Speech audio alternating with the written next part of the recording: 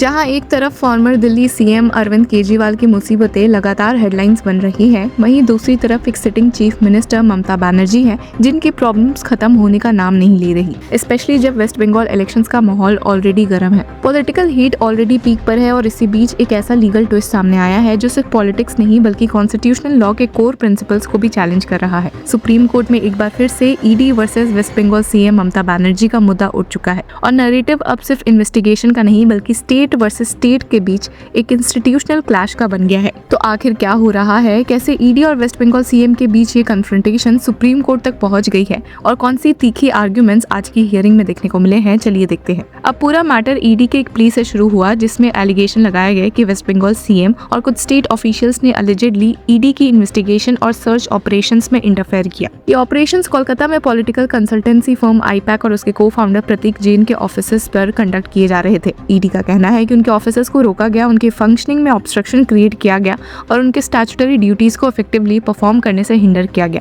और यहीं से एक बड़ा कॉन्स्टिट्यूशनल क्वेश्चन खड़ा होता है कि एक सेंट्रल एजेंसी जैसे ईडी डायरेक्टली सुप्रीम कोर्ट के पास आर्टिकल 32 के अंदर आ सकती है और अपने इन्वेस्टिगेशन के लिए प्रोटेक्शन डिमांड कर सकती है। बेंच में बैठे जस्टिसेस पीके मिश्रा और एनवी अंजारिया ने जब हियरिंग रिज्यूम की तो आर्ग्यूमेंट्स काफी इंटेंस हो गए। सीनियर एडवोकेट अभिषेक मनु सिंघवी जो फॉर्मर वेस्ट बंगाल डीजीपी राजीव कुमार के लिए अपीयर हो रहे थे, उन्होंने एक फंडामेंटल प्रिंसिपल उठाया कि you can not do indirectly what you can't do directly. उनका कहना था कि ईडी का जो ऑफिसर पिटिशन फाइल कर रहा है उसकी कोई इंडिपेंडेंट आइडेंटिटी नहीं है beyond his statutory role. He has no existence, no identity except as a person discharging his duties under the statute. मतलब ईडी ऑफिसर अपने इंडिविजुअल कैपेसिटी में नहीं बल्कि एक स्टैट्यूटरी फंक्शनरी के रूप में एक्ट कर रहा है, तो क्या वो फंडामेंटल राइट्स का क्लेम कर सकता है? यहीं पर सुप्रीम कोर्ट बेंच ने तुरंत एक शार्प क्वेश्चन पूछा कि does the directly indirectly principle applies to administrative law और does it apply to a petition for breach of fundamental rights? इस पर सीनियर एडवोकेट अभिषेक मनु सिंघवी का क्लियर रिस्पॉन्स था, इट अप्लाइज टू बोथ। और यहीं से डिस्कशन एक डीपर कॉन्स्टिट्यूशनल डायमेंशन में चली गई।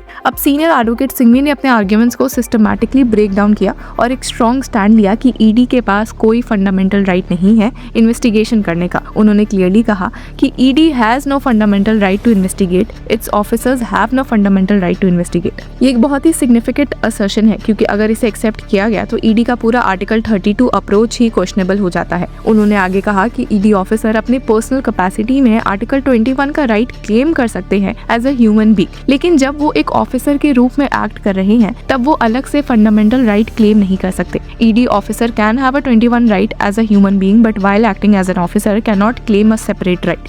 और ये डिस्टिंक्शन बहुत ही क्रूशियल है between individual rights and institutional powers. फिर सीनियर एडवोकेट मेनका गुरुस्वामी ने वेस्ट बंगाल सीएम ममता बनर्जी के बिहाफ पर आर्ग्यूमेंट शुरू की और यहीं से डिस्कशन और भी कॉन्स्टिट्यूशनल हो गई। जब एसजीएसवी राजू ने पॉइंट उठाया कि एक काउंसिल ऑलरेडी रिप्रेजेंट कर रहा है तो सीनियर एडवोकेट गुरुस्वामी ने क्लैरिफाई किया कि under supreme court rules 2 councils can appear for 1 individual. हालांकि यहाँ पर सुप्रीम कोर्ट बेंच ने भी उनसे सवाल पूछा कि आर्ग्यू ऑल्सो, तो उस पर उन्होंने कॉन्फिडेंटली कहा कि it's such a significant issue, your lordships would want to hear arguments. और उन्होंने अपनी आर्ग्यूमेंट्स को कॉन्स्टिट्यूएंट असेंबली डिबेट्स तक ले गई, स्पेसिफिकली आर्टिकल 32 के कंटेक्स्ट में। उनका कोर आर्ग्यूमेंट था कि इट इज एन इंडिविजुअल और a citizen who is the beneficiary of fundamental rights, it is a citizen who enforces the fundamental right against the state. और एक फाउंडेशनल प्रिंसिपल है Indian constitution का कि fundamental rights state के against enforce होते हैं, ना कि स्टेट के अंदर डिपार्टमेंट्स के बीच।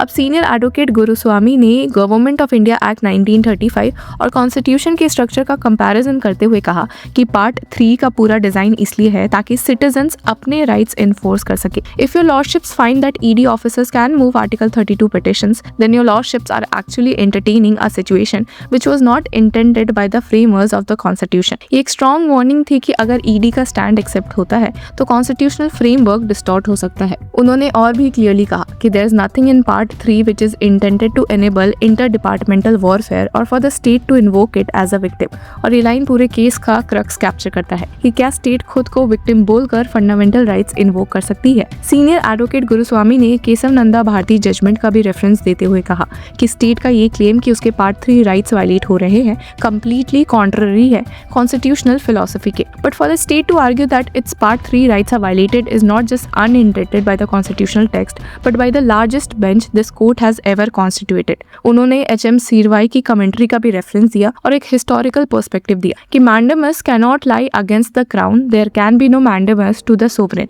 इस पर एजी तुषार मेहता ने तुरंत रिएक्ट किया, crown? Other respondents the crown. Fortunately we are in a democracy, nobody is crown. Court ने पूछा भी कि वो इज द क्वीन हियर। ये एक्सचेंज थोड़ा विटी था लेकिन अंडरलाइंग इशू सीरियस था। अब सीनियर एडवोकेट गुरुस्वामी ने क्लैरिफाई किया कि एग्जाम्पल सिर्फ ये दिखाने के लिए है कि हिस्टोरिकली रिट्स सोवरेन के अगेंस्ट नहीं जा सकते थे, लेकिन इंडियन कॉन्स्टिट्यूशन ने इस कंसेप्ट को चेंज कर दिया और अब रिट्स स्टेट के अगेंस्ट इशू होते हैं, ना कि स्टेट के फेवर में। उन्होंने फाइनल में एक शार्प रिमार्क दिया जब एजी तुषार मेहता ने रिट्स पर कमेंट किया कि during the recess we will also revive our knowledge of writs. We used to study this in first year of law school. अब सीनियर एडवोकेट गुरुस्वामी ने रिस्पॉन्ड किया कि it is still the law fortunately. ये एक subtle but strong assertion था कि constitutional principles कोई academic theory नहीं बल्कि लिविंग लॉ है। इसी बीच एक इंटरेस्टिंग रियल वर्ल्ड ऑब्जर्वेशन भी आया था जब सीनियर एडवोकेट अभिषेक मनु सिंघवी ने डिजिटल अरेस्ट का एग्जाम्पल दिया था। We were discussing the other day how sensible people are under digital arrest for 5 weeks. 90% cases it's the terror of the caller